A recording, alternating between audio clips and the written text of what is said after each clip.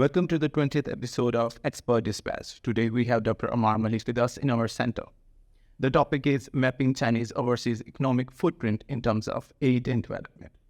We will talk about the importance and effectiveness of aid, particularly from non-traditional donors like China, and its relevant lessons for traditional donors like the USA. The AidData, a lab housed at William and Mary's Institute in Virginia, USA, has recently published a report titled Belt and Road Report, Beijing's Bet to de-risk is into Global Infrastructure Initiative. Ammar Malik is the lead co-author of this report. He is a senior research scientist at AidData, where he leads Chinese Development Finance Program. Dr. Malik obtained his PhD from George Mason University, USA, in public policy. Dr. Malik, welcome you to our expert. Thank you very much. Glad to be here. China's commitment to low and middle income countries stands at around $80 billion alone, as per the latest report of AidData. What does it mean for the US and the Western institutions? And what are the local perceptions about it? Tausif, as you know, the Belt and Road Initiative is China's global flagship. And there's been a lot of discussion around the size, its scale, its scope of this. And since the coming of the Biden administration in 2021, the United States and its allies in the West have been mounting a response through what is now known as the Partnership for Global Infrastructure Investment, or PGII. The Europeans have their own initiative called the Blue Dot Network, and there's a bunch of other initiatives such as the India-Middle East Corridor and others. What we have found in our data set, as you mentioned, $80 billion a year, that puts China as the single largest provider of foreign aid and credit around the world. And why is this important? If you look at media coverage and even think tank and research reports coming out of the US and other countries over the last 2 years, there appeared to be a general consensus that the Belt and Road is now slowing down or is dead, and that COVID has dealt a blow to China's ambitions to deliver it, and that the Belt and Road is in trouble. What we find in this new data set, which is very comprehensive in nature, where we cover all sectors and we have data on around 800 Chinese financial institutions from the official sector, is that the Belt and Road is not dead. It is actually well and alive. And while the scale of infrastructure financing is definitely coming down, the Chinese system is responding by increasing the liquidity injections, or what we call rescue emergency loans, that are being given out to developing countries in the form of debt swaps and deposits that are helping countries repay the loans that they had taken out previously. Having said this, however, when you total the G7's entire aid and credit portfolio, it is now touching $140 or $150 billion a year. So if you take all of those institutions combined, then their combined firepower is much greater than what Belt and Road is able to do from China's side. So it's a mixed picture to some extent, but it is still true that the Chinese are still the number one source of foreign aid and credit in the world. And what another factor to consider is through the Development Finance Corporation of the United States, the US has now increased that agency's budget 15 times between 2020 and 2021. And now that agency alone is bringing the US bilateral aid and credit response to about $60 billion a year, up from about 40. That was always the case. And I remember talking to you about this 2 years ago. So the US is also increasing its development aid and financing. And it is true that China has created a lot of goodwill in terms of public opinion, media sentiment, etc. in developing countries, because its model of development financing is very demand responsive. They like to give money and provide capacity to build big infrastructure projects that everybody likes in developing countries. And it would be interesting to see if the US response through the PGII and the DFC, as I was talking about, will that have the same effect on their ability to win goodwill in developing? Interestingly, you have mentioned that the low and middle income countries have aligned 75% of their foreign policy options with China across all UN General Assembly boards during the period 2000 to 2021, as compared to 23% with the US. This report even called China an increasingly adept international crisis manager. Could we infer that China is playing very well and the world order is gradually sliding in favor of China? Anna? We, in this report, tried to look at the reputational impact that the Belt and Road has had. You mentioned what we said about China as a crisis manager. We, in fact, look at three aspects of this crisis that China is dealing with. One is financing and debt. The second is ESG, or environmental, social, and governance aspects and performance of projects. And the third is what we would call a soft power reputational risk. Within the soft power category, the statistics that you mentioned, you're referring to UN General Assembly voting, where clearly China has a big advantage over the US because more developing countries vote in the same direction as China does. But we also looked at two other dimensions of soft power. One is media sentiment, by looking at positivity or negativity scores on hundreds, if not hundreds of millions of media articles through the GDELT program. And then we also look at Gallup World Goal data from all developing countries over the last 15 years. That gives us a very good sense of where the public sentiment is. And when we combine all of those data sets together, or on the side of soft power, what we find is that China has a very interesting and deliberate strategy. 2/3 of all Belt and Road financing in what I call BRI 2.0 years, since 2018, 2/3 of all Chinese financing has gone into countries which we would call toss-up countries, or countries that are competitive. When we distribute the entire world on a scale, some countries are more in favor of China across all these three measures. Some are more in favor of the US, some are competitive. 2/3 of the money goes to competitive places, which makes a lot of sense from China's perspective. But only 16% goes to countries which are on the US side or are moving toward the United States, which means that China has a nervous system or a whole kind of observational ecosystem around the world, which tries to understand which direction the wind is blowing. And their strategy, as I see it, and we've done this through case studies, is that when they are facing headwinds, they lay low, like what happened in Zambia. And when they are benefiting from tailwinds, or the wind is on their back, as they say, their strategy is to double down, which is happening in Bangladesh. So it's a very interesting mix of strategies that is playing out around the world. But of course, then there are exceptions to these rules, because countries like Pakistan, like Argentina, are really large, and they are strategically very vital to Chinese interests. And those countries get special treatment regardless of which way the wind is blowing there. If we compare with the AidData's previous report, which was published in September 2021, and that was more about uncertainty, debt trap, and ambiguity about the risk portfolio. But from this latest report, it seems that China has learned from its mistakes. How would you like to respond to it? Well, I'll remind you, one of the crises that we were dealing with in terms of this report that we think China has to work on is the ESG side of things, so environmental, social, and governance.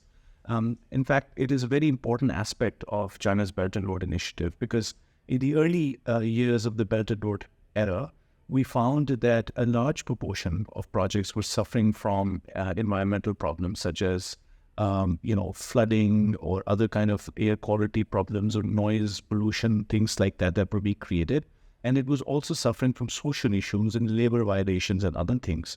However, what we have now found is that 60% of infrastructure projects that China committed in the year 2021, we found that their ESG protocols were what we would consider higher quality or highest quality. And we do this by comparing the ESG protocols or the terms and conditions written out in original loan agreements. And by the way, we've released nearly 300 of those in our latest data set. We compare those to the World Bank's environmental standards, which are widely considered to be the gold standard. What we find is that the Chinese system, again, has responded. They have evolved from being in a situation where the ESG requirements were not as stringent to one where in most cases ESG requirements are very stringent. And they have basically done this by following what I would call a shortcut strategy. So one approach would have been to go back and reform your institutions China Exim Bank, CDB, and state-owned companies are big institutions, and reforming them and teaching them how to do these things better is very difficult. China has been putting out green BRI requirements and mandates for the last 6 years. But in fact, what has really happened is that China is now much more likely to participate in syndicated loans, which means that they partner with Western banks, multilateral institutions, and other entities which have better ESG safeguards, and they form these big consortiums of sometimes 5, sometimes 12 or 14 different partners who come together to fund a single project. And the Chinese entities basically outsource the ESG functions to the lead arranger in those cases. And they simply say, we will give you a share of the financing, but let you decide on the ESG requirements. And that has created the ability to quickly improve on this ESG count. And that creates a real problem for countries that are trying to compete against China, because speed and scale have always been China's advantages in the Belt and Road. Quality was not so much an advantage, and now they're catching up in that area. I would like to expand more on these ESG protocols. So how is Beijing stepping up its environmental, social, and governance risk mitigation strategies? So basically what they're doing is they are learning from how other Western agencies, multilateral banks and others have done these protocols. And they are improving, at least in the de jure sense, which means on paper they're improving the conditions. They're much more likely, for example, now to ask their contractors who are building, let's say, hydropower projects to build environmental management plans, to have biodiversity plans, pay more attention to labor violations, and also impose more strict penalties for non-compliance. We are seeing this happen right here in Pakistan, where for some of the big hydropower projects, there are now much more stringent requirements to protect the biodiversity and the environment, give proper compensation to people whose land is being taken on, and also build all kinds of backups in case there is a big seismic event or earthquake. Those sorts of protections are written into the contracts. The challenge, however, that China is facing, and this is common to all financiers, is that while they are good at creating these de jure requirements, when push comes to shove and these requirements are implemented on the ground, the local governance systems are not able to sometimes deliver. And we saw this right here in Pakistan with the Lahore Orange Line Metro, where the environmental plan was created by NESPAC, the contractor. It was a very good plan. I read it, went through it. But when the bulldozers showed up to construct the Lahore Orange Line, they were within 50 feet or 60 feet of the Shahnamai Gardens and the Chowburji and many other UNESCO World Heritage Sites, even though the DG of Archaeology had given an approval to the construction of these plans. In reality, the work was happening way too close to these sites, and that created a furor or like a backlash in civil society. The case went all the way to the Supreme Court, and it delayed the project by a couple of years. It was supposed to be completed before the 2018 elections and ended up being inaugurated by Usman Buzdar and the PGII government, which was 1 year later. So this is an example of how even if you create the best intentioned tight protocols on paper, their implementation on the ground in countries which are not the best governed countries in the world creates problems on the implementation. Let's further talk about our country, about Pakistan. How would you like to gauge the economic development of Pakistan under CPEC in coming years, and how it's going to shape the relation of Pakistan vis-a-vis China and the USA? I think that we all know this now, that CPEC was supposed to be a three-phased process. The first phase was supposed to help Pakistan improve its energy system and improve its highways in particular, which means that you would remove the infrastructure bottlenecks that your economy was facing. And the idea was that it would then lead to greater economic benefits, job creation. And one of the flagships of that second phase was going to be the special economic zones. And the idea was that you would create an attractive business environment so that private Chinese entities, private firms, would provide foreign direct investment, open manufacturing facilities in Pakistan, and then export from Pakistan. What has happened in reality is that because of political instability in this country, that benefit has not really translated. And that is really the challenge that Pakistan-China economic corridor faces. And I think it's not a secret that many Chinese banks and state-owned companies who are active in Pakistan, they're not very happy with the way things have panned out. They would have liked to see much more progress. And this is a loss to both Pakistan and China. And I think it creates challenges for the two governments to try to kickstart this relationship again and put it back on track. To me, the biggest indicator of that would be the ML1, the Mainline 1 project. ML1 goes through after the new government comes into power in Pakistan. I think that is going to be the key for us. Okay. Being I think is that in how do you the world infrastructure initiative like the PGII go development? There is no doubt that developing countries in Asia, Africa, Latin America, all over the world need infrastructure. Our cities are growing. Yeah. Our populations are growing. We have big populations. We want to create jobs for them. And we need bridges and tunnels and railways and airports and things like that. So China is coming and filling a huge gap. The infrastructure gaps are absolutely enormous. And the existing Western multilateral system simply doesn't have the kind of capacity that is required to build these projects. China's advantage, I think, is also in its state-owned enterprise system. They have enormous capacity to build projects very, very quickly. I'd give you the example of power plants in Pakistan. Some of the coal-fired power plants were constructed within 28 to 30 months. Karakoram Highway's expansion was done by China Rail and Bridge Corporation very, very quickly.